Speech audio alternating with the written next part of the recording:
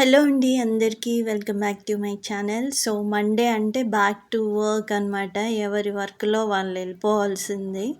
So Sunday ఒక్కరోజు rest తీసుకున్నామంటే మళ్ళీ బ్యాటింగ్ అనేది 6 డేస్ వరకు జరుగుతూనే ఉంటది.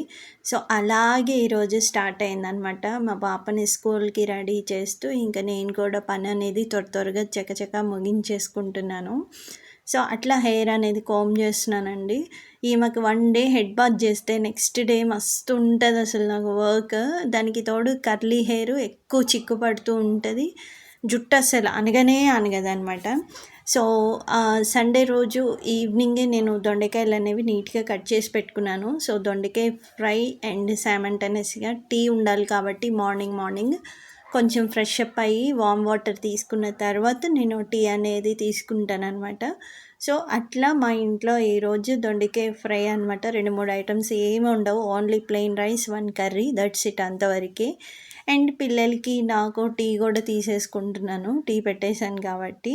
సో ఎర్లీ మార్నింగ్ 7:30 మా అంటే 8 కల్లా టీ అయితే కంపల్సరీ ఉండాలి.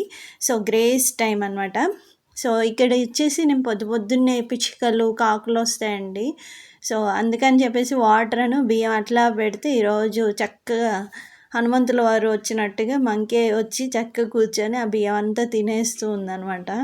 ఇంకా నయ్య ఇంట్లోకి వస్తుందేమో, పిల్లల్ని ఏమన్నా కరుస్తుందేమోనని మస్తు భయపడ్డా కానీ రాలేదు. సో ఇదండి నా మినీ వ్లాగ్. మీకు ఎలా అనిపించింది? మరొక మంచి వీడియోతో కలుస్తాను. ధన్యవాదాలు. నమస్తే.